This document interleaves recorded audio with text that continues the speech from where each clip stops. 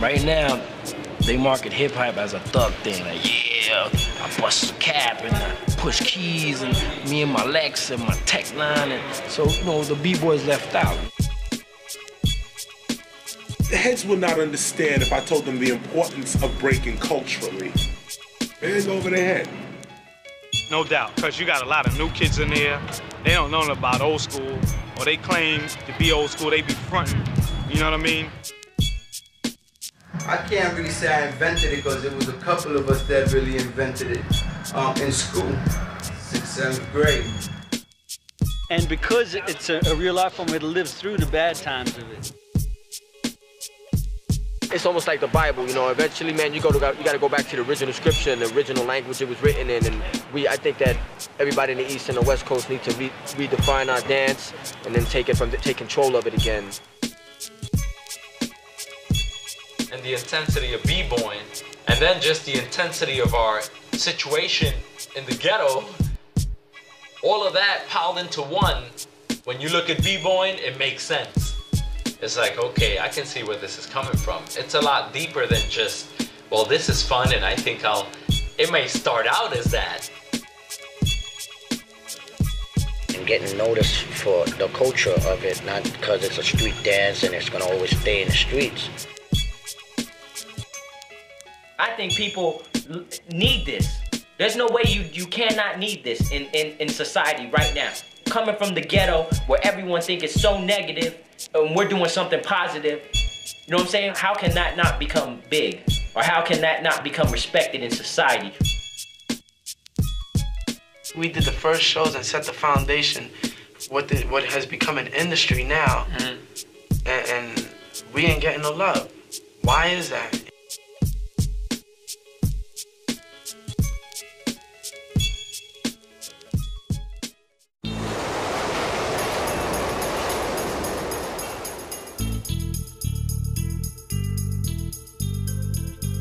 We were known as B-boys. B-boying is like the ultimate body manifestation of hip-hop. Not only do you have your feet moving, your hands moving, you're using every single part of your body, your head, your neck, your intellect, and also your character. It's like a charge that I get. It's kind of equivalent to the excitement you get from watching a basketball player coming down. He's about to do an incredible move, and you just, it's like you create this tension and you release it. And visually, it's exciting. It's an incredible dance. I mean, who in a million years would have thought, like, wow, spinning on your head, or, you know, doing windmills, having your feet kick up and propel. Who would have thought that a person could spin on one hand? It's not a trend. You cannot say it's a trend anymore. It's a legitimate art form. You can't just do it 2 hours a day and, okay, I'll do it when I go to the gym. We used to eat, piss, shit, drink, think, b-boying. Whenever you heard Sex Machine, Just Begun, Apache, for any real b-boy, they would feel it in their body, and it would just make you dance, even if you didn't feel like dancing. To me, it's about music, and it's about what music does to people. Music is what makes me develop my styles and my moves. The record that comes on makes me feel a certain way, and that's the way I feel when I dance.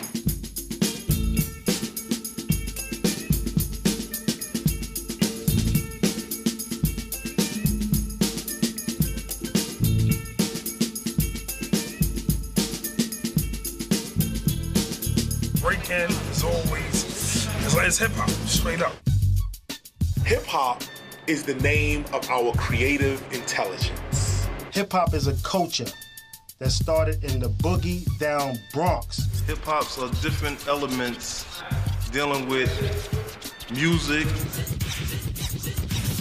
rap, graffiti art, B-boys, what you call break boys, or B-girls, what you call break girls, and also dealing with culture and a whole movement dealing with knowledge, wisdom, and understanding, as well as peace, unity, love, and fun. Hip-hop is beautiful to me because it always challenges America's notion of what they believe young, disenfranchised people to be. Like, these people, us, who was supposed to be like just the bottom of society, not know anything, not have like one good idea, come up with like breaking. I think it really started out of a few brothers or sisters that just didn't care what people thought, you know, just responded to these breaks. Kids with no money, living in the ghetto, living in urban environments, living in the projects, creating a multi-billion-dollar industry.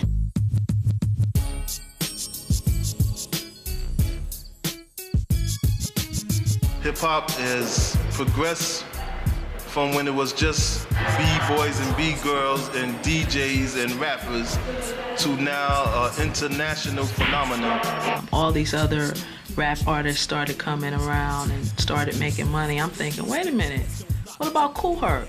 He was the one who started this whole thing. Kool Herc is the godfather of hip-hop. When we say of hip-hop, we mean the whole rim of things, because he did graffiti, he brought the music, and his crew did the dancing. So when they say he's the godfather of hip-hop, they actually mean he's the godfather of hip-hop. Definitely is. When Kool Herc gave a party, everybody be there. And if you search the history, anybody would know that the first big DJ was Kool Herc. You know, we used to all go to Herc's parties. We used to dance at Herc's parties. When I was about 5 or 6 years old, I used to listen to Herc play.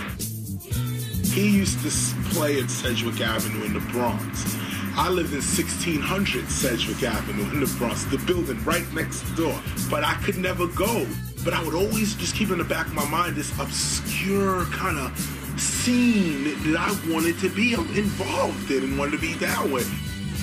He was starting hip-hop. We followed Herc every fucking where Herc went. Herc was the man, you know, because Herc had the shit. And Herc had the atmosphere. I mean, really, there was nothing like a Kool Herc party. We heard the music from way down the block. We heard, you know, Herc had the big speakers. We walked down the block. Closer we got, the louder the bass got, and all we could hear is this tall, light-skinned guy going, "This is DJ Kool Herc, and you always come back for more." And we used to rent this for $25. Half the party was inside and half was outside. That's how packed it got. Till one summer, I gave the first block party right here between the buildings. And that told me where my career was heading, where the clientele was heading. We couldn't come back here. That was it. That was the birth of hip-hop, man.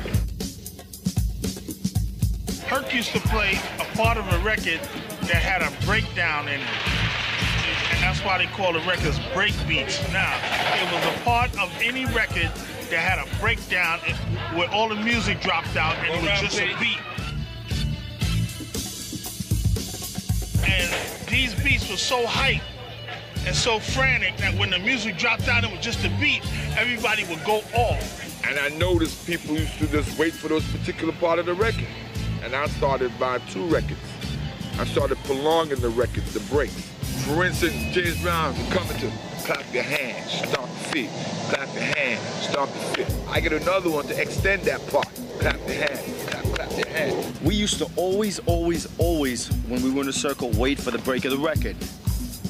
That was it. We would get down to the break of the record. I call that particular part of the music the merry-go-round. Because I'm going to take the merry-go-round back and forth, giving you no slack. The break of the record, B, break. We are the B-boys. Word B-boy originated from Kool Herc. B-boys really stood for Bronx, or really breaking boys, because, you know, when people would be breaking at the party, you know, starting trouble. B-boys and B-girls, break beats. Break boys, break girls. I can tell you straight up, the terminology breaking comes from a street terminology. The people just say, "Why you breaking on me? Why my mom's breaking on me? Why you acting crazy?" It really just meant doing shit above normal. The DJs used to cut breaks, and the B-boys would break to what? The breaks. So, you know, it's just common sense, man. You know, when somebody get mad, yo, he's breaking, stop breaking, man. And if Kool Herc says it, it's official. B-boy. Boys that break. It didn't come from breaks on the record. It come from this man, he broke. He went to a point, a breaking point. You understand? So we just use that exaggeration of that term to the dancing. The B-boys, break boys. Breaking goes back, as far as I know, talking to founders of the dance, no later than 73. And these are breakers who used to break mainly on top. It was like a whole new movement, just like a spontaneous thing that just happened in the party. Certain styles of dances came out that you knew was the new dance and you did it. But with breaking, burning, and going off, other people that liked it would adapt it, and that became like that agenda. You knew how to do it. You just come in, you do your little posturing and posing, and and then you go down, and then like if you're doing a good move, then people will gather around, so then you got a little circle, and somebody might get in there and challenge you. All back here was lit up with music. And this is where a lot of them start dancing at. Put a speaker right out here. Everybody having fun. all that crazy stuff. Because you see all this shit come together. Then you got people like the Nigga Twins, all of a sudden they going down to the floor. It was one of the brothers that used to be down with Kool Herc, and he had like a little spin move where he would like do that little spin move. And that was actually the first time I ever seen somebody, go down on the floor.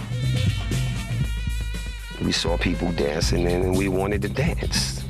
And it's just that our style of dancing was not like anybody else's. Funny thing was the Nigga Twins used to always have straws in their mouth. The Nigga Twins used to come in with cigars and trench coats. And they used to come in and split the place up and act like Groucho Marx. And they used to walk in with the cigars and then meet up in the middle. When we used to go down on the floor, we didn't get dirty. And we didn't dance on linoleum.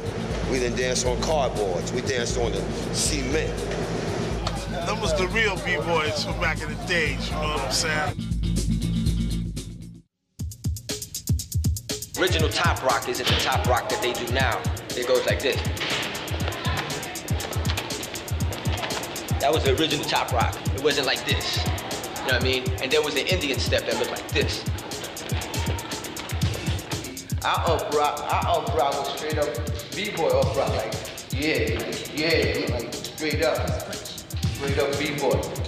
B-boying on the floor didn't come out to like maybe the ending of 74, 75, where people actually started going down and breaking on the floor. I don't know who did it, but eventually somebody went down and stayed down. So from up rocking, I brought it to the floor, That's why I was so good, because from there on, it just kept going and kept going. Bruce and them brought it out to the Bronx River. Before you know it, there was Zulu Kings. Word up. It was really a combination of sweeps, CCs, which is the side-to-side movements when you're facing front, and steps like the Russian, which look exactly like a Russian. You cross your arms and you kick front. The steps were a lot more basic, and it looked a lot more. If there's a B-boy out there that I would compare old style to, the real old style is Frosty Freeze. When you see Frosty in like Flashdance and old footage of him, and sometimes he still does it today, when you see his footwork, it doesn't look complete. That looked more like what the original B-boys looked like back in the days. They used to do a style that I hardly see anyone do, which is more like jerky type of, it wasn't like a six-step, this is how it goes. It was a little more sporadic and wild spirit, like boom, whip, freezing, blah, blah, you know what I'm saying? And then with the godfather of hip-hop, myself, Africa Bambaataa, you had what you call the Zulu Kings. I grew up watching more like the Zulu Kings, Beaver. Beaver was like the biggest name in b-boying, period. I mean, you couldn't find nobody better than Beaver until Spy came along and blasted him with Track 2 and them brothers. Everything, all the breaking and stuff like that was considered underground. And so Kool Herc brought everything out into the open. And that was like, say, 74, 75. All the underground stuff, all the in-house, all the hallway dances, and all the house party dances were brought out to the street. And the more they took it to the street, the more nationalities got involved in it. It was no longer an Afro-American thing. The Hispanic took to the dance.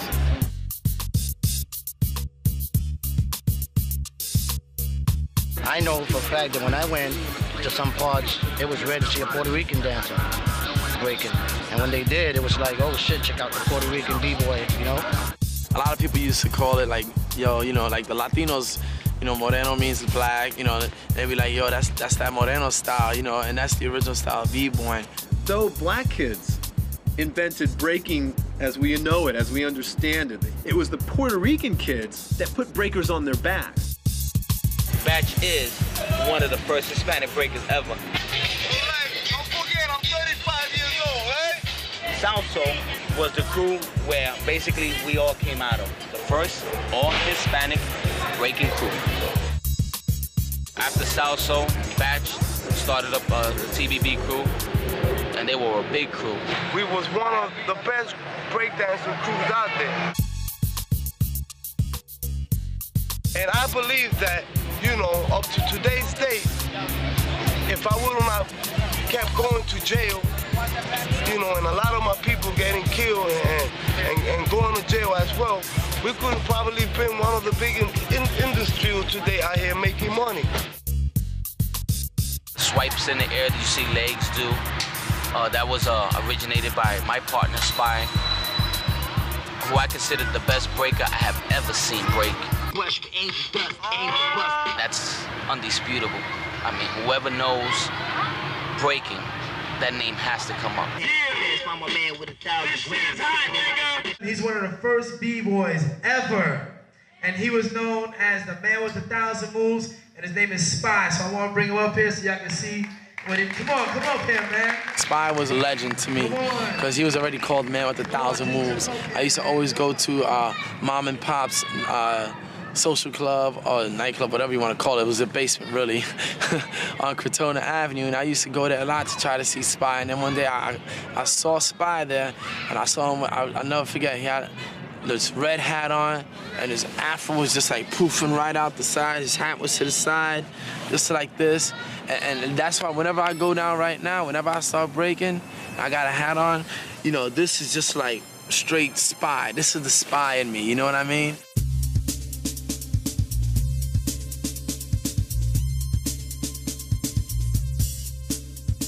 When they would tell me stories about Spy, I would look in the sky and be like, trying to picture myself with it, trying to put myself there, you know, like in the gymnasium, in the church.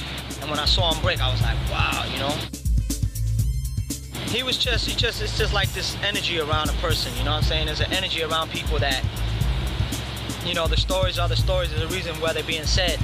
There was an energy around him. He was mad clean and mad smooth. It was just like he didn't have to do anything really incredible. He did whatever he did, it looked sweet. Track 2 was like little ladies' man back then. You know, track 2, at one point they said he was the best. JoJo and them used to be off the hook, for real. They used to be like traveling.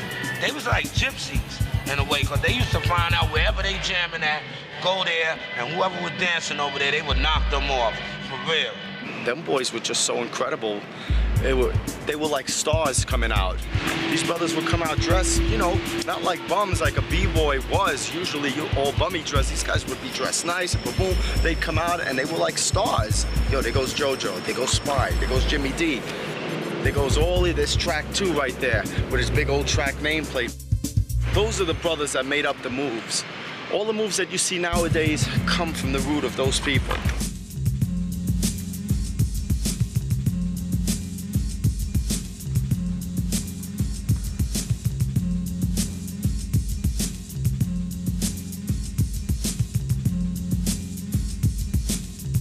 Like 79, late 78. By then, a lot of black brothers wasn't really dancing anymore. The disco scene killed breakdancing. In the disco scene, the DJ couldn't throw in no beats. He had to keep that. He had to keep that. So for him to throw in a patch, he would disrupt the dance floor and he'd get fired. I mean, you couldn't really ask a girl to dance and she'd be like, yeah, and then you'd be like, you know what I'm saying? She ain't trying to feel that. When I started doing my shit in 77, by the time 79 came around, I had brothers looking at me like, yo, why you doing that? That's played out. I used to hustle, and I used to practice by myself, because I didn't dare cut in with the girls, thinking that a girl might be, oh, who's you, you know? So I used to just take to the floor, and I took all my aggression. They didn't notice me for my hustling abilities. They were gonna notice me for my breaking abilities. Rocksteady crew started in 77. A lot of its members were like all-star B-boys from the Bronx. The guys that started Jimmy D and JoJo, they hung out on at 115 Park in the Bronx. We came up with the word rock steady. We started thinking because we want to continue dancing. We wanted to keep it at a steady pace. You know, when they started doing it, a lot of people called it rocking, going off. And what they wanted to do, you know, they noticed that a lot of people were stopping around 76, 77. And, you know, they wanted to keep it going on, you know what I'm saying? They wanted to keep the rock steady. And when they started getting too old for it and it started dying down with them, they passed it along to Legs. In '79, I moved to Manhattan. 1979, a lot of b-boys were locked down, doing stick-ups or whatever, murders, or went away to Job Corps, or just got regular jobs. Retirement age for a b-boy back then was like 16, 17 years old. When I moved to Manhattan, I used to always try to come back to the Bronx and go to the jams, do whatever I can to get back on the weekend, stay over on Cortona Avenue. Between the summer of 76 and 77, me and my friends, we had a crew called the Rock City Crew. And then like around 79, the dance started fading out. I still kept on, but the only time I would go down is if I seen somebody else. And then my cousin Ty Fly, he introduced me to Ken Swift and his crew called the Young City Boys. My crew, we were just like mischievous. We used to do things like go and throw, down the alley, there's a precinct right straight there. We used to throw eggs at the police and run. They were like, 3 or 4 years younger than me, so I looked like the big kid of them. But, I told them anytime y'all have any battles coming up, I'll take your side. I got down Rocksteady when I battled Legs, and then a lot of my crew got down Rocksteady. And Mr. Freeze was part of Rocksteady in the Bronx already. The only white boy I knew that was the B-boy is Mr. Freeze. He was the only white boy, the first white boy in the Bronx with juice. He could go in any black Puerto Rican neighborhood and walk through and say, I'm Mr. Freeze, Rocksteady crew. He was like, oh, yo, you're cool, man. Me and my cousin Lenny Lamb, we were traveling all over the place, battling people, and then just like start hanging out with them. When you hang out with those people, they might know someone that might be breaking in another area. Like, all right, cool, let's go over there. I want to battle them. It's like the martial arts films where it's like, yeah, I heard your style is good, but mine is better. And you go there and you test their style. And that was my way of recruiting. Our crew was called Rock City Rockers, man, from the 173rd Street area. We were battling, we would do it for fun because there were really nobody in our area that we, that were really involved until we met up with a guy called Crazy Legs. I was like, oh man, yeah, I want to adapt that style, man. That's why my name is Little Crazy Legs. That's basically how I met everyone else that ended up being in Rocksteady. I met up with Frosty Freeze. He knew people. Take One knew people. Ken Swift, Mr. Wiggles. Then you had my peeps around Cortona, Toxic, A1. We just had like 500 members of Rocksteady. Johnny J is my name. Yeah? Frosty Freeze, please. Ripski, please.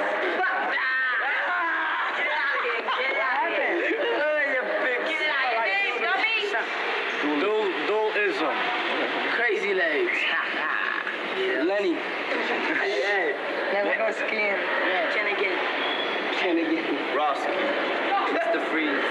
Top block can't be stopped. One of the first times I met Rocksteady and we did something together, Henry Chalfant, legendary graffiti photographer, documentarian, got together with the Rocksteady crew because so many graffiti artists used to come to Henry's studio to look at his photos of the trains that he began to realize that a lot of these guys were also breakdancers. Hence, they were the Rocksteady crew. Henry knew me, he knew a bunch of other heads, and he said, listen, I wanted to put together like a show. And they projected the slides up of the graffiti while a Rocksteady crew danced, and I rapped, and the DJ was cutting it up. And that was reviewed in the Village Voice. The Village Voice wrote a big article on that. And from then, it seemed like it was on. We started doing that. Henry Chalfant put us on. What we were doing is we were breaking up Rocksteady crew into two groups. It was Rocksteady and Breakmasters for shows.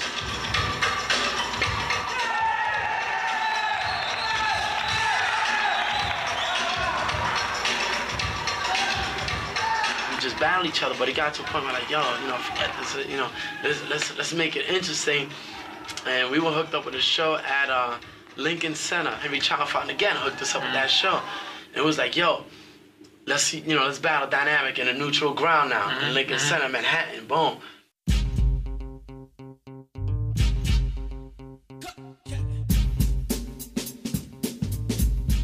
95th was covered by National Geographic. It was came out in the front page of Metro section in the New York Times. It was also in 2020.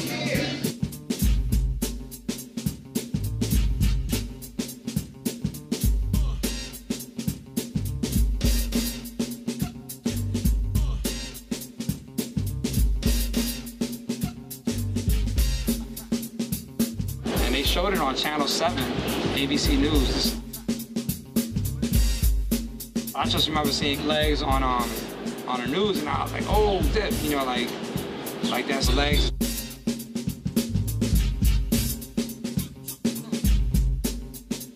And at the end of the battle, they were like, who won the battle? All you heard was rock steady, like in the middle of Lincoln Center.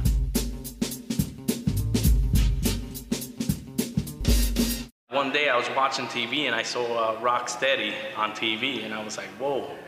If they can do it, we can do it. So I got a group back together. I went and recruited Chino, and we started from there. To make a long story short, we met Michael Holman, who was some type of manager to Rocksteady, and in 1982, they offered us a battle.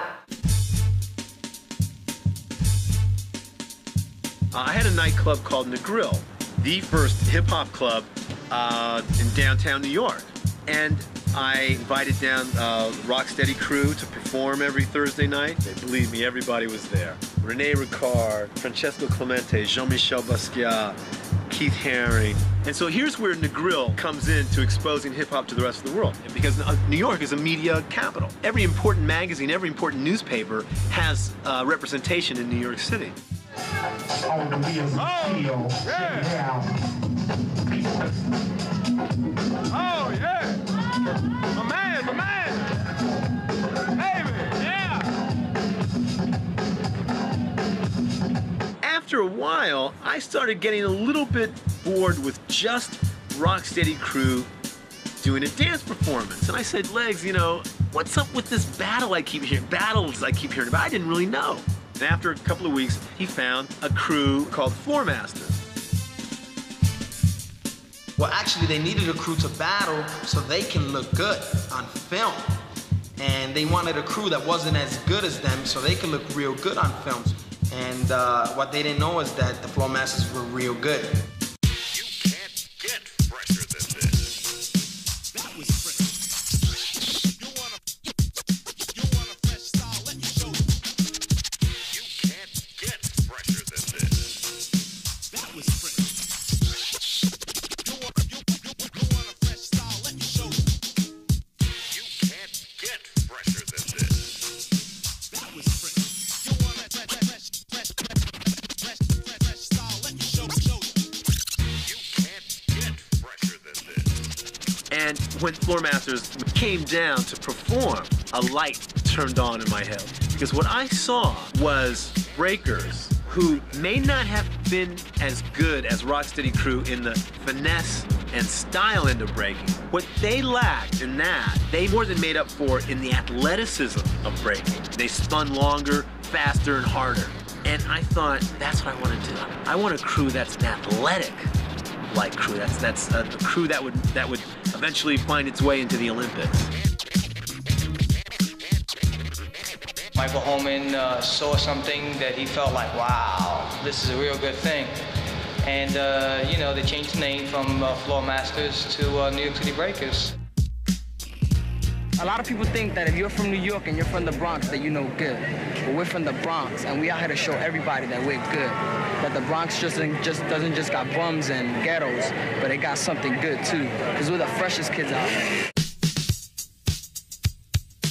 I had embarked with Charlie Ahern to make the first hip-hop movie, Wild Style. My main intent with Wild Style was to show that breakdancing, graffiti, and rap were one. It was connected. Nobody has seen these forms as being a part of each other. I sought to make this film to bring all these forms together in one format so people could see like how they interrelated.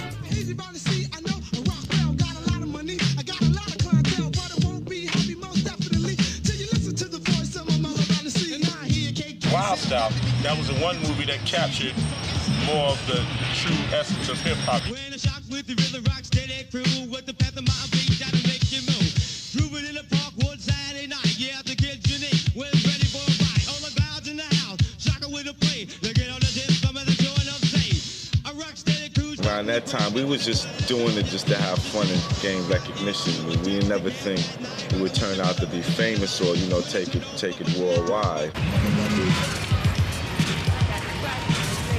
This park right here, we basically named it Rocksteady Park because it was a central meeting place for all the chapters of Rocksteady in the early 80s. We used to come around here and just act up, you know, and we kind of like shared the park with everybody. Everybody knew each other. Yeah, Rocksteady on one side of the park, then you had all the drug dealers on this side, like people selling mescaline, loose joints. It's a carpet store now, but that's where we used to get our cardboard and bring it to the back. Prior to that, it was just basically roughing it up, concrete style, just doing our thing. And, you know, spray chip bruises, cutting up the bag, getting all the, what we call B-boy burns on the shoulders and things like that. So many things have gone down here. I mean, you've had, like, the Buffalo Gals video was filmed here. Buffalo gals go around the outside, round the outside, round the outside. For Buffalo gals go around the outside and do your partner. Lady that was our manager at the time, Cool Lady Blue, told us that these people saw the show and they want us in the movie Flashdance. And that was it right there. But do you remember what we said? What did we say? When she said, I'd like you to be in a movie, we were all like, no, we don't want to do a movie like that. Then everyone's going to start doing our moves, or the way we thought back then was biting. They were going to bite. And I remember like it was yesterday, it was in a dance studio. We did not want to do it. And then she said, you'll get paid. The pay is $1,038. And we were like, okay.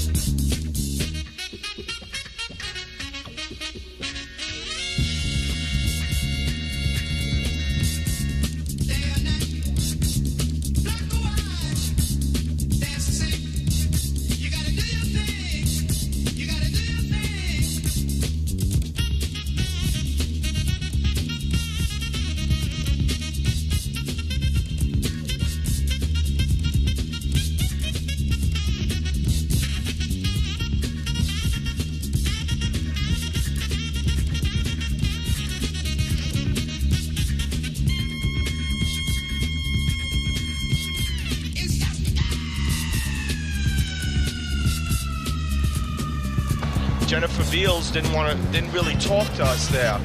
But after the premiere on Broadway in New York, when they saw the response, the public and the press on how crazy they went when the world first saw B-Boying was through us. I mean, during the scene, the actual scene, people were going out of their minds besides chills going through our bodies. We couldn't believe it. We were like, holy shit, we're on this screen. When we came out, the press was all over us. All of a sudden, Jennifer Beals is like, hey, hi. You know what, got in the middle with us with pictures, and we were like, yeah, exactly. We were like, whatever, get in the pictures. So, you know, she took pictures with us, and that's when it kind of escalated for us. Breaking hit the West Coast with a fury in '82.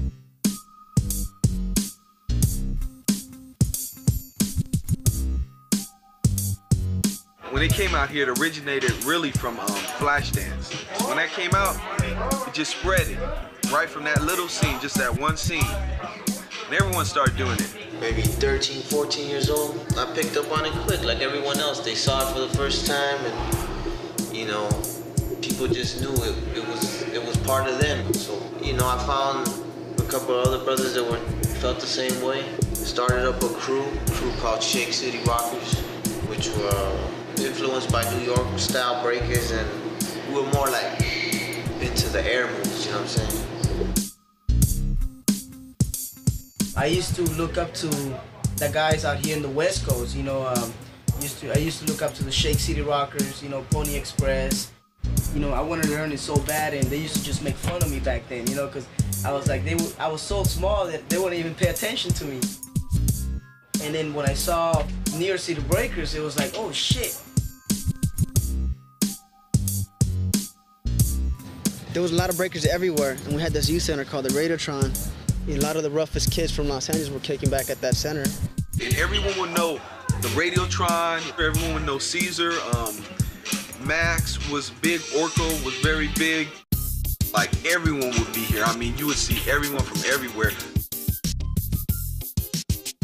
LA was behind New York terribly at the beginning. What it was we were just finding spinning moves, and that's what we adopted, because that's what we saw. New York had so much style, but their spinning wasn't up to par as far as LA. LA started just rising.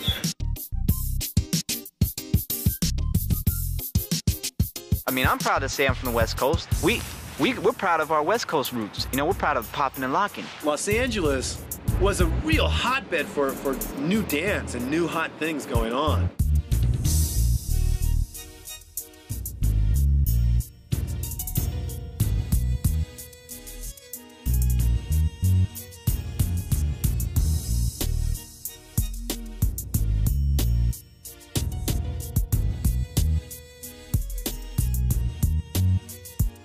Locking is the very first professional street dance. Locking was created by Don Camelot Campbell sometime in the late 60s. He was trying to learn how to do the funky chicken. He was like a real wallflower, right? He couldn't do it. And he stumbled onto this style of locking. I didn't meet Don until 69. I snuck away from my all-night prayer meeting.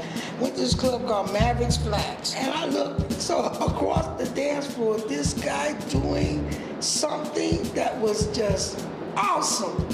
I've never seen anything like this in my life. What is this? Locking comes from that's locking.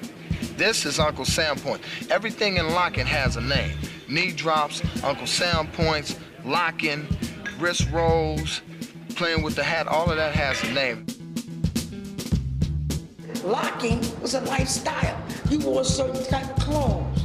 You walked a certain way. You didn't look in locking. You looked, or you didn't point in locking. You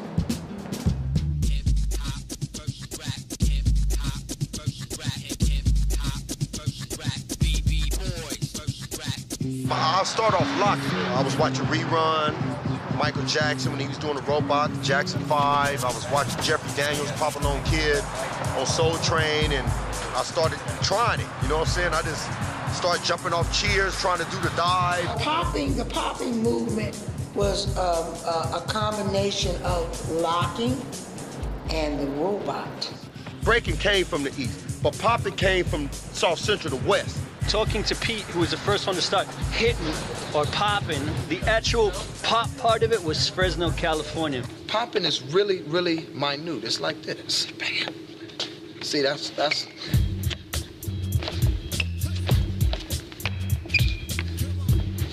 Popping is like, this is popping. This is popping, so you know. This is popping. Strutting. Strutting is continuous movement in the same direction. And then it's ticking. And then hitting is this.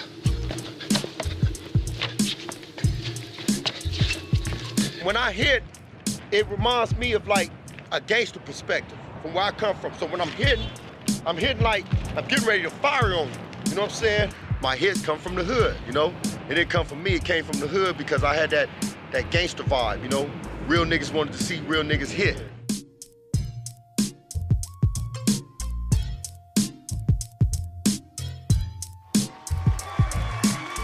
Popping and boogaloo, two different styles. Boogaloo was like really loose.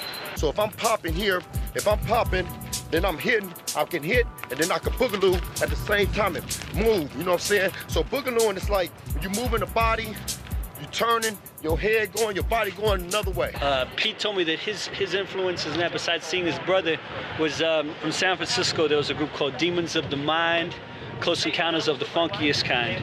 Two different groups, and they used to perform at the San Francisco Pier.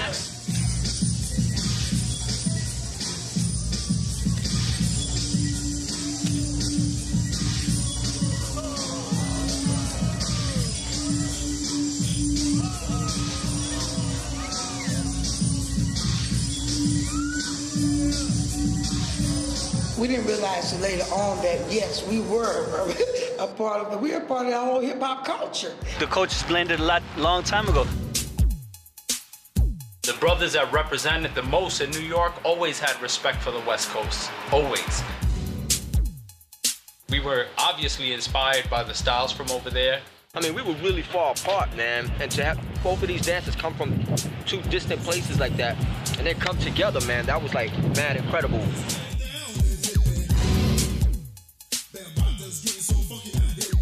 This is called breakdancing, or breaking. Like rapping, it's a competitive display of style. Dance as a form of ritual warfare. After the initial splash of breakdancing, it became a phenomenon. And it was all about breakdancing, at least as far as the media was concerned. As soon as the man with the money said, hey, we can make money off of this here, that's when it blew up. That's when it really blew up. When they came out with those books, place your right foot perpendicular to your left ankle. This guy was selling cardboard. He had a company making cardboard boxes that you carry with you and open up that says the Oz Rock. When you got on the train, there would be kids breaking. When you went to the city, it'd be just people breaking. It was all over the place. Guys falling out of the closets, coming from the cars, looking around. I mean, hanging from the ceiling, popping in. I mean, it was everywhere. I was like, damn, oh, damn. That's when the Olympics came. What, 4 billion people saw the Olympics? We are the pioneers of taking breakdancing mainstream. Ladies and gentlemen, homeboys, homegirls, the New York City Breaker. We, the New York City Breakers, we certainly commercialized it more than any other crew did. We got it onto big shows and in advertisements. Probably culminating with this big television show that Ronald Reagan was at. It was some big presidential performance, and they had breakdancers perform on national TV, and it was like, what is going on? And breakdancing just spread so wide. I mean, they had cardboards on every street corner. It was like, I think it even hit more bigger than it hit in New York. And it went in every mall. Malls had to close down sometimes. They had things where kids were doing windmills, falling downstairs and getting up and hitting customers when they were shopping. It was so packed that the police would go undercover and wear undercover uniforms and just arrest kids for breakdancing. The media just fed into it and grabbed whatever breaker they can get. They were like, well, hey, you know, if you can just do anything, we'll take you. Make the selection different. This year, vote for Frank and make it count more and more and more and more. Ladies and gentlemen, this is not to be believed. You're Ken Swift, right? Yeah. Rocksteady traveled all over the world, and then next you know, boom, Beach Street came out. Yo, what's up? Yo, man, y'all biters. All your homeboys are biters. Yo, whack, so what's up with that? Yo, what are you talking about, man? I never stole no moves from you. All your moves ain't worth it a bit. So what's up with that, punk? Punk, who you calling punk? And boom, Rocksteady, New York City Breakers, and Mad Force chilling in Conference. We was bugging. We were like the young kids of the 80s, you know what I mean? The exploitation era, but it took us all over the world. We were bumping into each other cross-continent, you know what I'm saying? And we thought we were rich and shit. Crazy Legs and those guys were managed by a chick named Lady Blue. She had engineered them to make a record that became a #1 hit in London. Hey You, the Rocksteady Crew. It was not a B-boy record. It was a pop record, but it was a #1 song. And I don't think the Rocksteady Crew ever really loved the record because they were like, you know, this ain't about B-boying, but it was about putting some money in their pockets for a minute.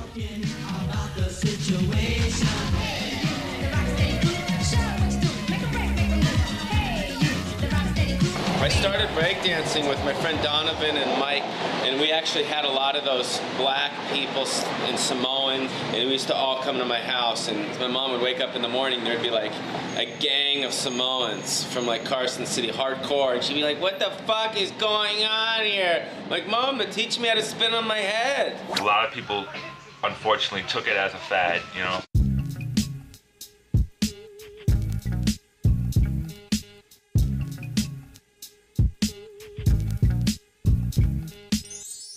I guess what was going on was the breakdancers themselves weren't in control of it. It was just a media frenzy, as oftentimes happens in this here crazy pop culture that we live in. So you just get chewed up and spit out by the media machine.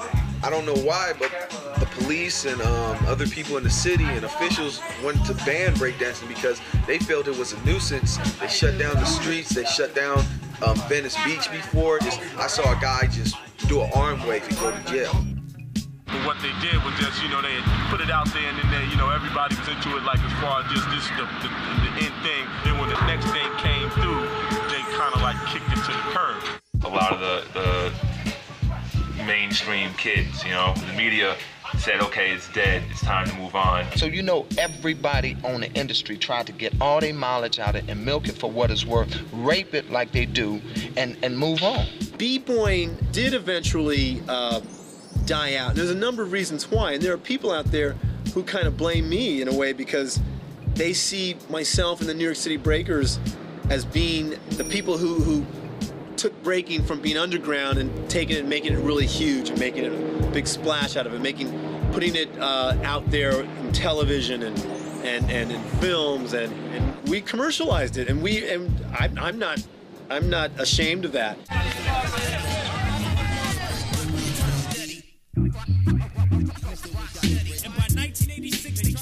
Here we were, 1 minute we were in the limelight. Everything was straight. Traveling all around the world, walk up to a club, hey, come on in, club. You help build as far as reputation, and next thing you know, it's like, go to the back of the line, boom. How do you really nurture someone for this industry? And prepare them for what can happen, especially someone coming from the ghetto, and all you see is like money. From that to having loot in your pocket, renting OJs out, getting all your boys high, and having honeys, and to next thing, just like having the rug pulled under you. I went through the ill identity crisis. When we were dancing and one of the guys, Matt, he got killed in a motorcycle accident. It's like from then, it's like everything just started falling apart. Yeah, that we didn't get any more gigs. That kind of brought us bad luck. Yeah, it kind of brought us bad luck. We didn't get any gigs, and we just kind of lost it from there. We stopped dancing. Toward the end of '84, like, a lot of crews broke up, including Rocksteadies and New York City Breakers and Dynamics. And I think it should have never went above ground. I don't think it was made for commercialism. I think it was designed by God to spread love between the communities. There's a lot of kids that have so much energy, creative energy, you don't know what to do with it. We were doing wild things, man, but the longer I was on the cardboard, it just kept me occupied. You were too tired to fight because you've been popping and breaking all night. You were too busy learning how to windmill than to rob and steal. Because the idle hand is a devil's workshop. So if you had so much to do, you ain't never had time to go out and do the wrong. Imagine somebody took me and showed me how to wear a bandana, a rag or something to claim a color. I would have put the same energy into gangbanging as I did in the b-boying. Our aggression was breakdancing, was b-boying towards another crew. Because before that came, there was gangs. NWA, they came out with their versions of rap, and what they did was it actually influenced gangsterism. I seen the change from rap being rockin' parties to rap being gangster. I was there when it changed. I was there and I even became a part of it, trying to be a gangster, started getting tatted, started getting braids, cornrows, started sagging.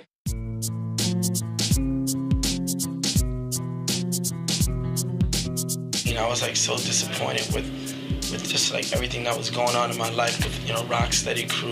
I just started going back to school. I got a job, also going to college for a minute.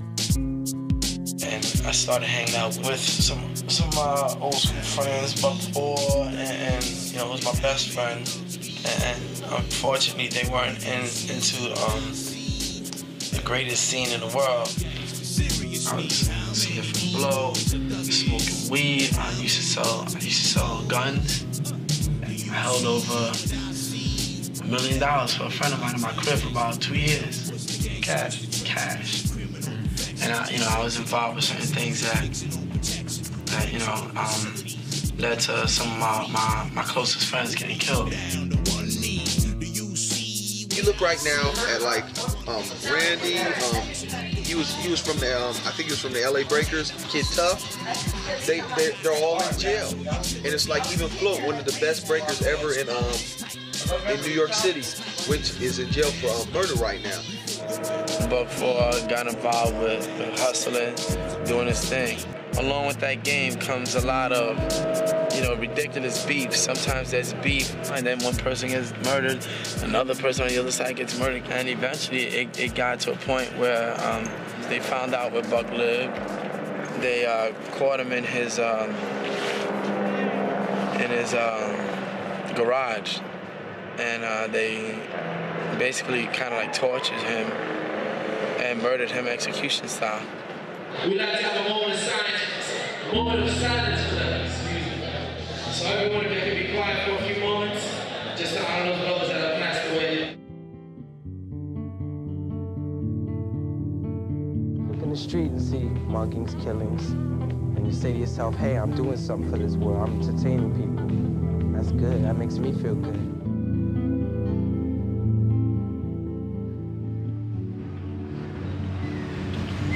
Thank you. Now, there are a lot of people from the old school that aren't here right now. My first moment of silence goes out to Kid Tough from the Dominoes. Kid Tough got to the point to where he was one of the best on the West Coast. I mean, one of the best. He got caught up. He ended up doing time. He got back out. He was going to start breaking. I talked to him 2 days right before it happened, and he was killed. They took breaking away from us. Gang banging and dope dealing came in. I know everybody from here know what that means. Want to be a gangster, want to be a thug aspect. Don't get too caught up in that. Always understand that this is entertainment, You don't see Robert De Niro trying to kill Al Pacino, you know what I'm saying, or Joe Pesci. Them is actors, you dig it? Just like all these rappers is basically actors. Let's be for real here. I know.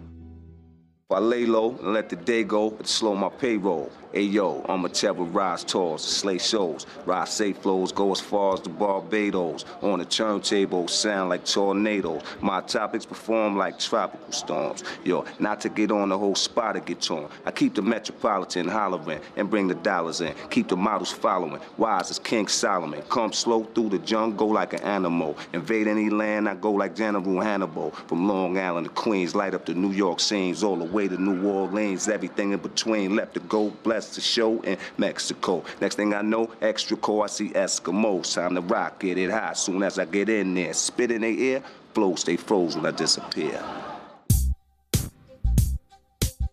You can go up to a businessman and say, in '85, you ever heard of breakdancing? Yeah. You ever heard of rapping? You mean rapping a gift? All of a sudden, just died out. Rapping took over and shit. The dancing was really what catapulted rap music into like the media's eye. And it was really the media grabbing these b-boys and saying, hey, let's take these kids on tour, let's do shows, and hey, we want to bring these rap artists. Rap had product. It had something that it could sell. It had music, it had CDs, it had records, and it's something that one could take home. You can't take a breaker home with you. It lasted for a minute where you used to have dances for your stage show, but then after a while, it became more pop, so a lot of that phased out. I think the MCs and the rappers out there have not really recognized what how b-boying opened doors for them. When they say, yeah, I do hip-hop, it's like, but they're really trying to say, is I rap? The thing that Run DMC represents is the thing that's going to not let people forget, us and KRS-One, of course, not forget about that time or that era where the whole culture of hip-hop was the music of hip-hop, which is rap, the dance of hip-hop, which was breaking, and the art of hip-hop, which was graffiti. Those things all were like 3 in 1, hand in hand. Once rap became a money-dominated entity, those things fell off. Breakdancer really didn't play out per se. It's just that, motherfuckers over here is just too much of a bitch to understand what real hip-hop culture is. The music. I tell a lot of b-boys, especially a lot of upcoming b-boys, They just see a circle when they just want to get down and just exploit their move.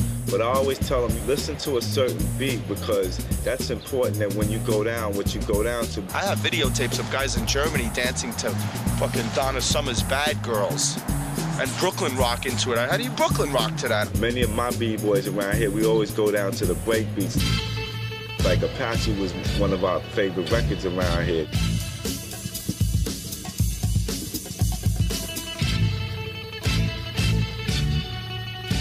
That's a b-boy anthem. That's just it. You throw on some James Brown or some Just Begun. You could be dressed in a tuxedo if you're a real b-boy, and you got, I don't care if it's a little bit of top rock. You're gonna do something. Well, all he had to do, man, was put that record on, man, that Just Begun joint.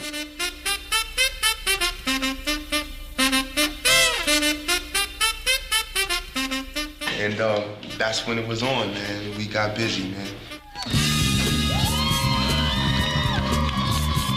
R&B funk is the music that we dance to. If it was funky, we dance. Although we could dance to a waltz, okay? Planet Rock. That was the popping song. Yeah. It wasn't exactly the breaking song, was it? Because it didn't have that beat.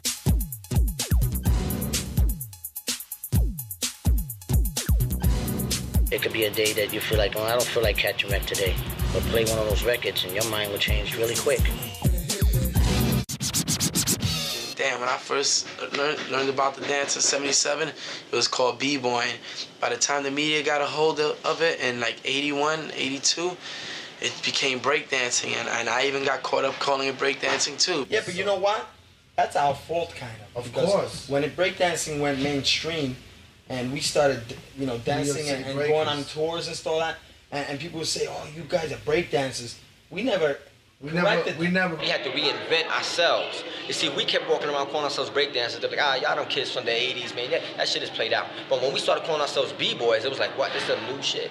B-boy that's what it is. That's why when the public changed it to breakdancing, they was just giving a professional name to it. But b-boy was the original name for it, and whoever wants to keep it real will keep calling it b-boy.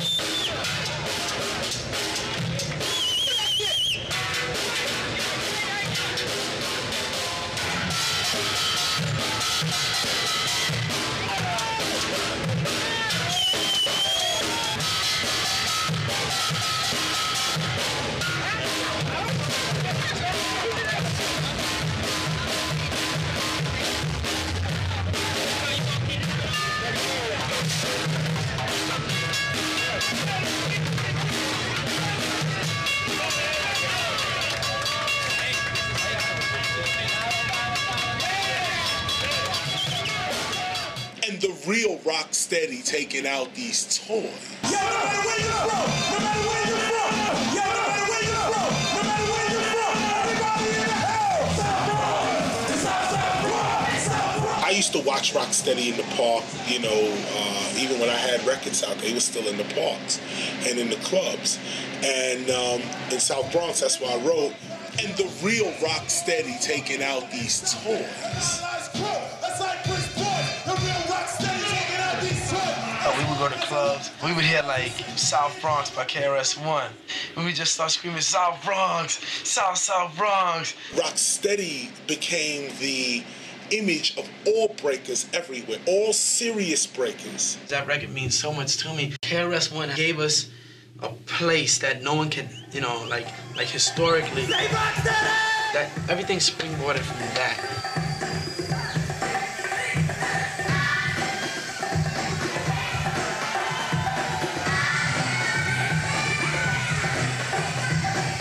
that got us more in tune, in touch with the hip hop audience again. Mr. Wiggles in the house, baby in the house, baby in the house, Mr. Wiggles in the house. B-boy is dope. The original hip hop is dope. Just when you think like, you know, the dance is just fading away, kids somewhere else picks up on it. Every generation has its creativity and its energy to bring to the table. It's all good. You talk to some of them OGs who first started dancing back in the day, and you show them clips of what's going on now, they'll be like, man, I never thought it would have went to that.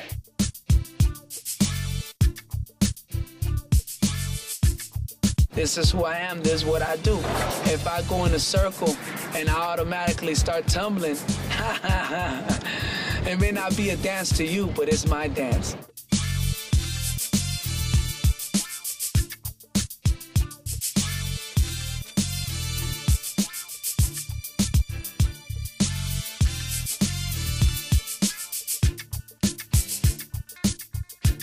Now, brothers got rockets up their asses, man. These kids are doing some incredible shit. And I'm like, damn, I'm glad I paid my dues already. I'm 31.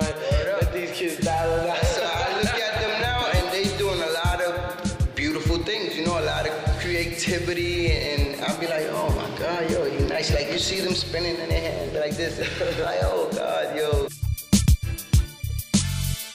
Now these guys are like spinning up in the air, masturbating, and like, you know, catching their semen in their air, and then like going back down.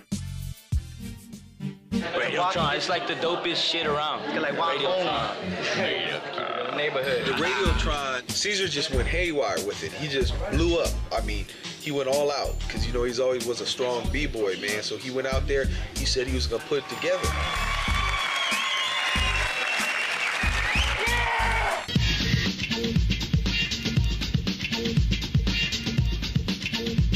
Me bringing Radiotron, I think I'm giving another outlet for the young generation to get down. You know what I'm saying? It's more like now you get creative with it.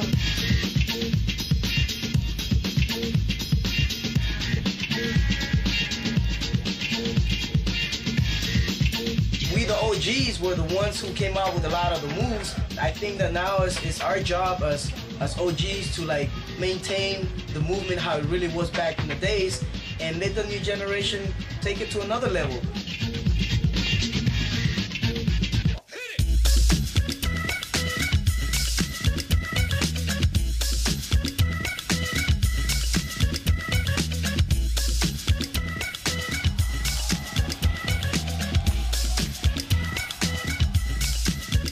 Idea, you know, Stallman's came about around 1995 with two crews that kind of united together. It was people from Stockton, Modesto, Sacramento, and San Jose.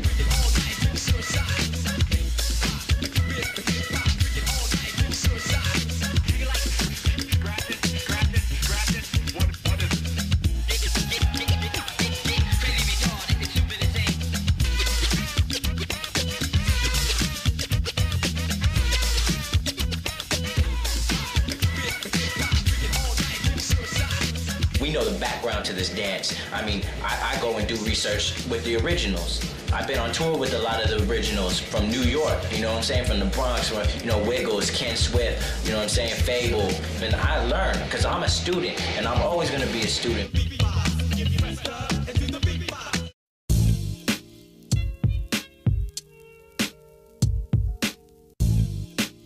It's been going on since 1991, Rocksteady anniversary. Buck 4 had passed away, right? Buck 4 was my best friend, so I wanted to keep his name alive, as well as Rashawn, Little Agar, Shy 147, all the members of Rocksteady that had passed away. When we had our first Rocksteady anniversary, you know, in the park, our first official outdoor, that really got me back into it. You know, when I met people like Easy Rock, Gremlin, and the Japanese guys, you know, that really just got me hyped. Once again, we're on another mission from here to the end, New York City. We're on the subway right now. I feel like I'm in Beach Street. Big boy, big girl.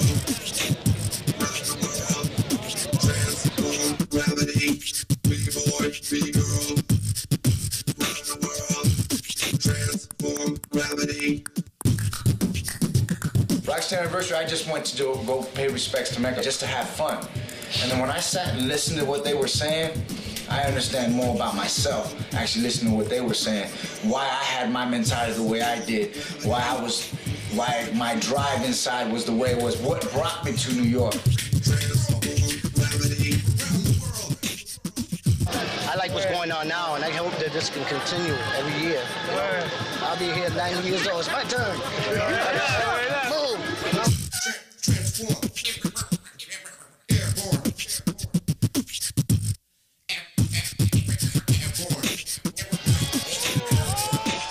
Battling. Hip-hop wouldn't be where it was today if it wasn't for battling.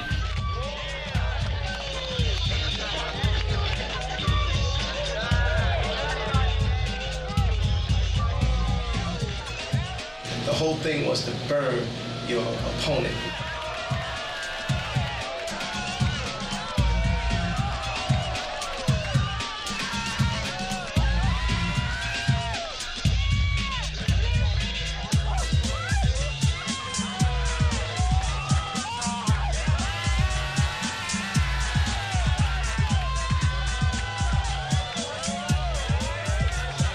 If you won the battle, the guy had to respect you.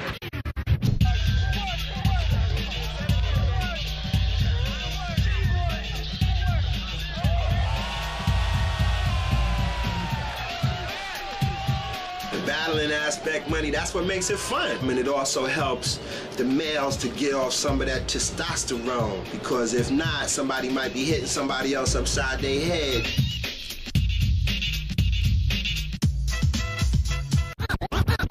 If a person cannot handle themselves in a battle, they don't deserve to call themselves a b-boy.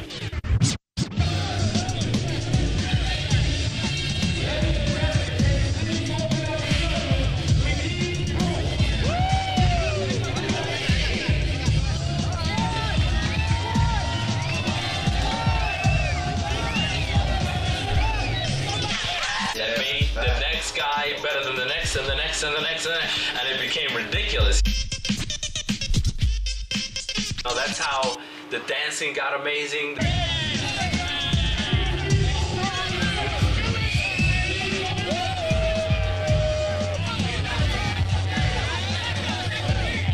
Self-challenge, really. When you really look into it, it's a challenge of how well you're going to do under pressure.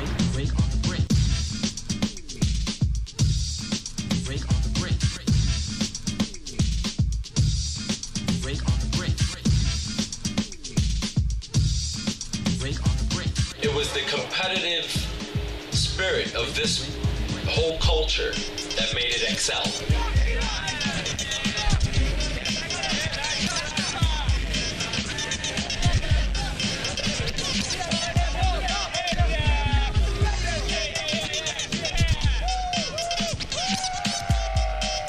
I'm everywhere. I'm at every jam. You won't be at a jam without seeing me.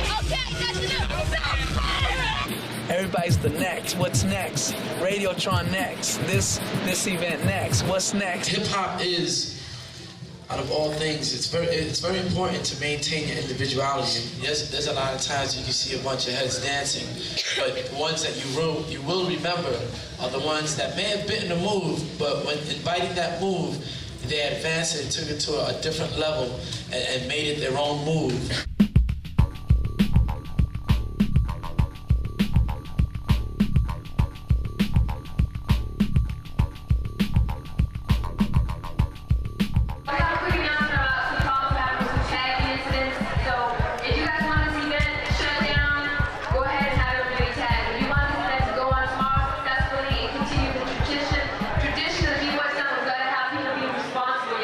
Which means don't tag on the venue.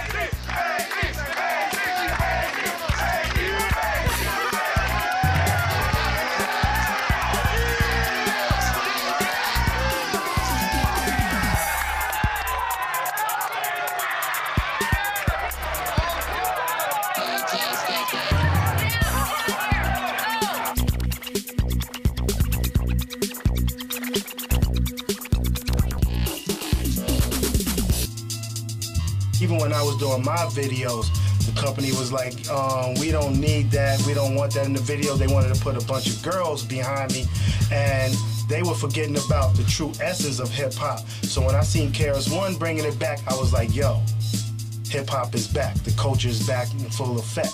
So what do? I say, okay, you know what? I'm not gonna say fuck y'all. Let me give you Puffy. Let me give you the girls singing in the chorus. Let me give you all this shit, because that's what y'all want. Then when I flash the video, let me show you these breakers. Let me show you this graph real quick. Boom. And when you show it, they go, oh shit. Oh, that shit is hot. Oh, that shit is hot. Then they go, how successful is it? Is it gold? Does everyone else feel the way I feel? Yeah, Chris is gold. Oh, shit, it's dope. Now all the videos got breaking it. But we knew this. We all sat around. We said, yo, after we do this, everybody gonna want to put breakers in their videos again. I think Lex has done his part to keep that vibrant, even in big videos like Wyclef's video, Staying Alive, where you have, you know, the original members of Rocksteady, and you have kids who've been popping and b-boying for a long time in New York in the video. I incorporate b-boy as far as like the music and shit. Anything that's b-boy that makes you just wear the hat, the old school book bags on the back of your back, you know what I'm saying, sagging your shit, that's b-boy all the way down from the breaking on the popping and locking. B-boying didn't disappear, it's bigger than it ever was. It's just that they're underground. It's kids doing this now, a whole new generation of kids that they ain't even supposed to be into this, and overseas too. Yo, it's me, Speicher, and I'm having a lot of fun here at the Rocksteady anniversary. This is like very cool, but it's very different to Europe. The circles, they are different to Germany. Like in Germany, there's still a lot of gymnastics, and here they do more crowd-pleasing stuff, and I love that. When I go back to Germany, I would practice a lot of that crowd-pleasing stuff because it's so cool in the circle, and people here go yeah all the time. I love it. When we throw our Rocksteady thing, it's not only for the neighborhood, it's international. You know, we have Paris breakers, people from London, Italy, even guys in Denmark. It just opens my eyes and like say, welcome to the family of B-boys. There's a meeting that happened in 1987. Africa Bambaataa had a roundtable discussion, and he said to all of us, he said, you know, the humanism in hip-hop and how it shouldn't remain a black thing, a Latino thing. This was Bam. He caught a lot of flack for saying that, and Bam was always, from day one, Zulu Nation was always about, come on, everybody come on in this, and it's not about race or color, it's about skill and ideology.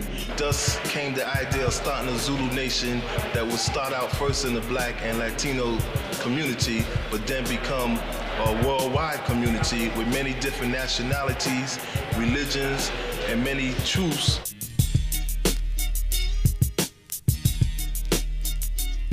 I'm glad that the rest of the world is enjoying and being a part of this. I like Europe in the way that they preserve the culture in its entirety with all the elements together.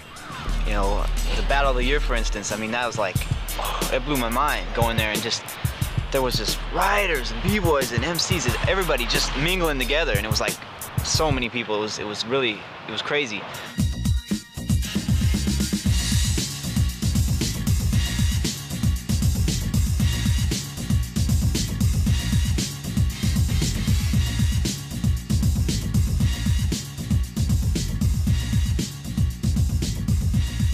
I met so many people. I met people from Japan, didn't know English, respected them because I danced. I didn't know people from London, England. I didn't know people from Switzerland. I met everybody, Germany, from even Indiana.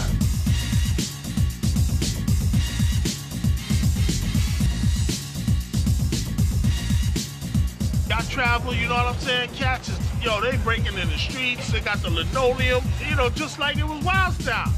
You know, like it was 1982. You know, the last time I was in Japan, they had a breakdance competition. I mean, this shit was the real deal. Just incredible shit.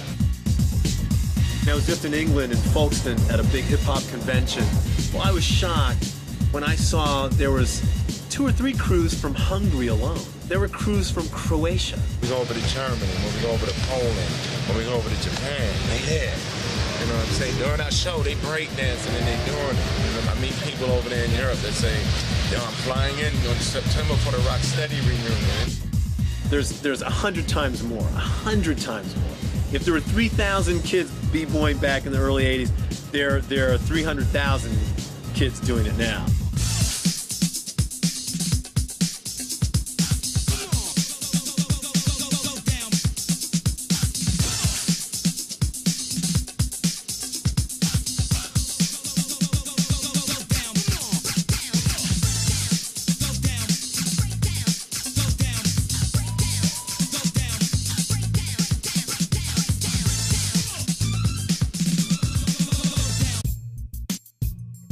Breaking is an incredible dance that's valid, it has foundation, it has vocabulary, there are names for all the moves.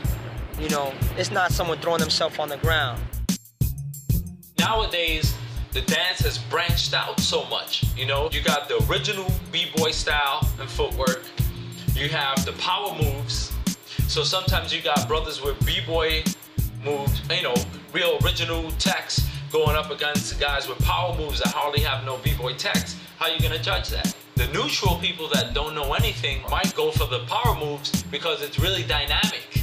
5 years ago, when I came here, everybody had backpacks with a helmet hanging from it, and they were breaking without sneakers, or some of them were breaking with sneakers, but all they were doing were flare windmills and 90s. Not many people had the foundation down. Not many people did footwork. Not many people hit freezes. It's like if you go to an audition, a jazz dancer coming to a b-boy audition, you know, just because he could do those continuous backspins, which the commercial public knows as windmills, you know, just because he could do that doesn't mean that he's a b-boy. He's just an idiot that learned how to spin on his back. He has no style, no flavor, no feel for it. There is a beat and there is a rhythm to this music. It isn't about how dynamic your move is, but it's about like the feeling that you can express with the dance. The dance is about expression, and a lot of people have seemed to have forgotten that. All the spinning is dope. I ain't knocking it, it's dope. But you need the style and the finesse. And when they b-boy back in the days, it was with a, you know, it was. You could see it in their bones and their face. You could see it in their body. You got to get that charisma back in there. Now, as a b-boy that's still trying to be competitive, I think b-boying represents you trying to dig deep to find something that you haven't seen done, which is very hard. I mean, it's no difference from like Ken Swift or like Baryshnikov. You know, some things that I've seen a lot of these breakers do is just like, that is nuts. True dancers, whether you're from tap or ballet or modern or jazz, they look at it as an art form already. I mean, they see it and they're like, wow, I mean, that's incredible. I don't know one class nationwide in America that's not teaching street dance. At every formal dance studio, you read the list and I have street dance in there. I'm creating this brand new dance academy, the Debbie Allen Dance Academy. And I actually had a young man here teaching break dancing, specifically that, because it is unique unto itself. It is a technique like ballet, like African, like hip hop.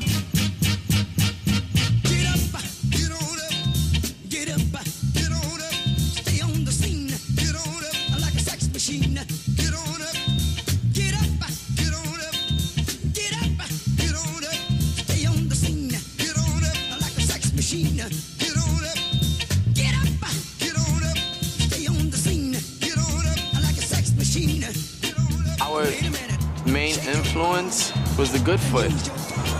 James Brown doesn't even know the effect that his music and style of dance had on people in the Bronx. He was probably inspired by people he saw, tap dancers.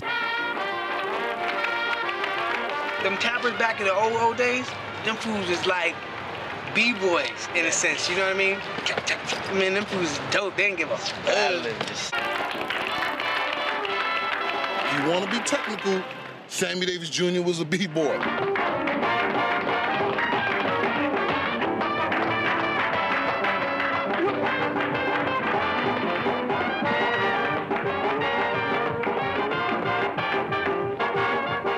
favorites, no question, other than James Brown's, was they were brothers, the Nicholas brothers.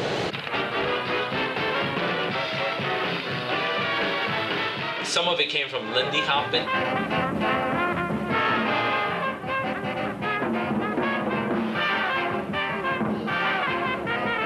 Then if you look at Frosty with the backflips, you can see all the Kung Fu influence. Ken Swift told me that the Muggsy, I asked him where'd he get it from, and he said Bruce Lee. Curly from the Harlem Globetrotters. Put his one hand on the floor, and he used to run around bouncing the basketball.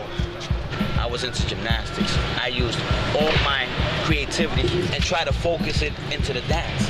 Moves that were invented years before that we never saw, like the capoeira moves, somehow ended up in breaking. Capoeira is the art form of fight dance. Break dance is fight dance, is what it really is. We've never seen capoeira, just like they never saw us dance. It definitely didn't come from another country. It was made up in the Bronx. Don't nobody really know. It's some old human thing. The feeling to want to get on the ground and spin and dance and really become one with the earth, with the ground. Imagine before concrete, you was breaking and spinning on earth.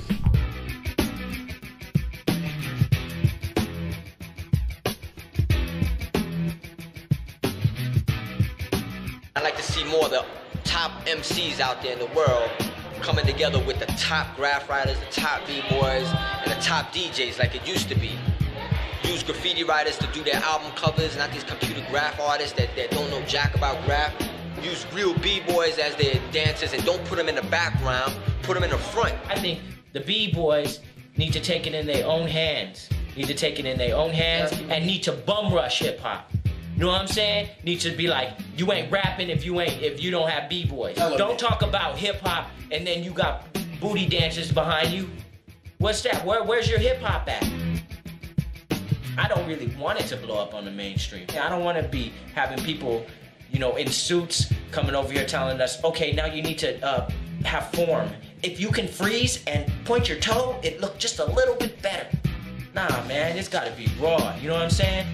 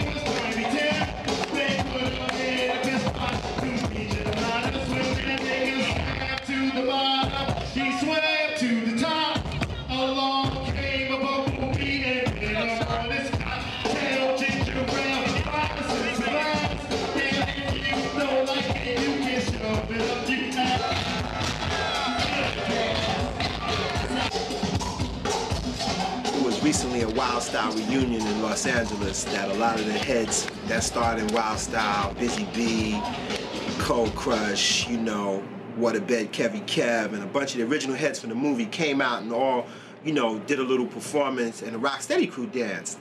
And when the Rocksteady crew went into the audience, it was surrounded by a lot of West Coast breakdancers, black, white, Latino kids from Los Angeles. And they started dropping down to the floor and doing their thing, and it was so incredible. I felt exactly the same way I did when I first saw breakdance.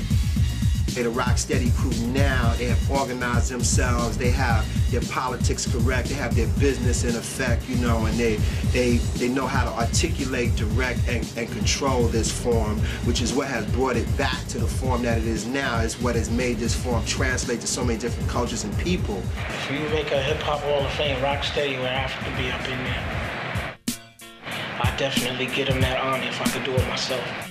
I think that we need to let people know what's up, man. I don't want people to take these dances into the next millennium, some different whole vibe and feel and origins. You know, I think that it's important to teach the people about where these dances came from and how people felt, you know, so they can take it on to the next level with the respect for the blood, sweat, and years that a lot of breakers have put into to developed this whole foundation for these people to live off of now. All the b-boys all over the world, keep doing what you're doing because we're the past, you're the future, and we put it all together, it's the present. The cycle has begun. Styles always start once, they go out of style, and then all of a sudden, people get back to the root of things. Rocksteady's gonna keep going strong. I think I'm gonna be in the wheelchair saying, yes, I'm Rocksteady. Yeah, Crazy Legs, come on, let's get busy. We want to thank y'all for coming out for the Rocksteady Crew 23rd anniversary. If y'all want to go out there and fuck around with your little up-rock stuff right now, we want y'all to do it out there with us. Ready? Oh.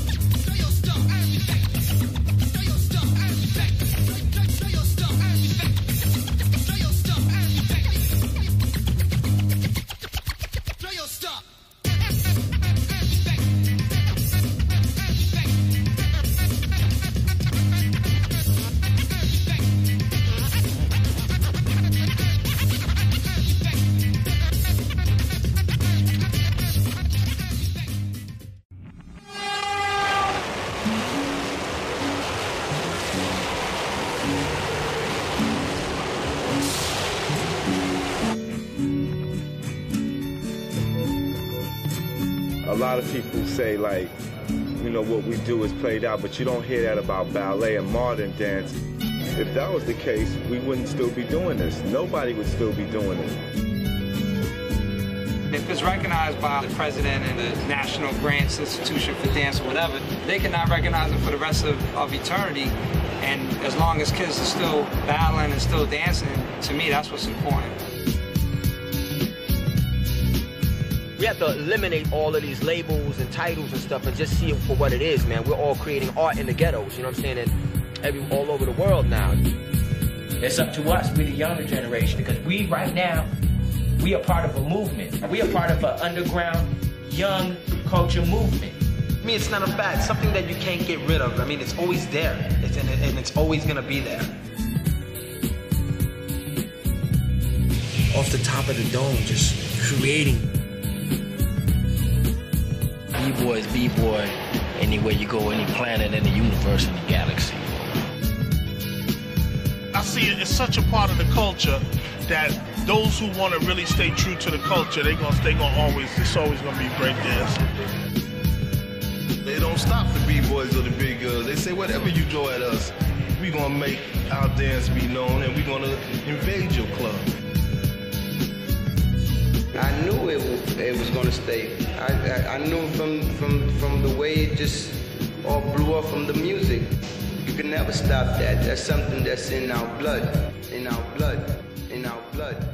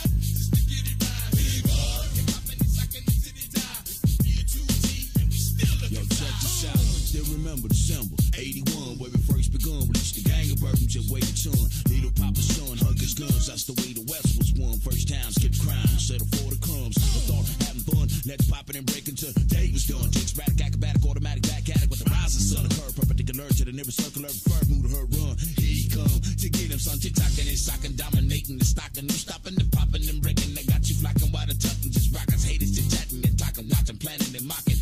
People jocking, and the people are talking, still in the pocket, pop, locking the market, locking the situation down from the underground. Just got clown, smile, smirk, frown, turn the other way around. I suggest you walk away slow with your face down.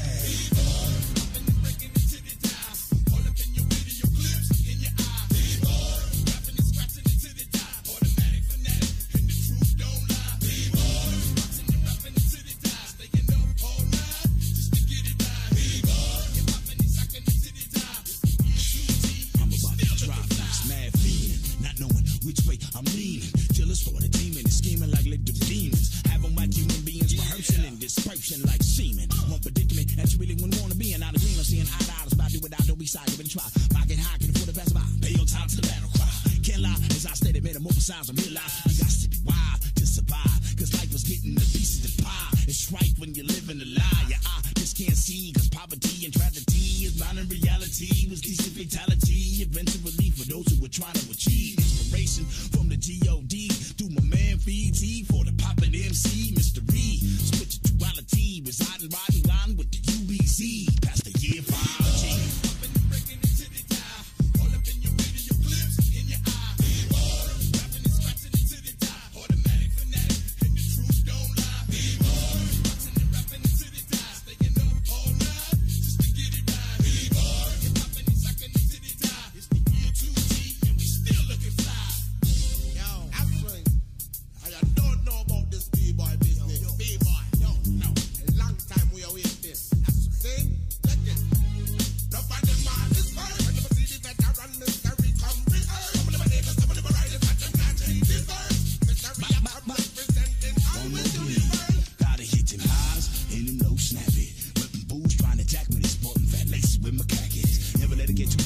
Sleeves, caps, looks good. Go out the back door for show. See you, I can battle. Then run and tattle how I live.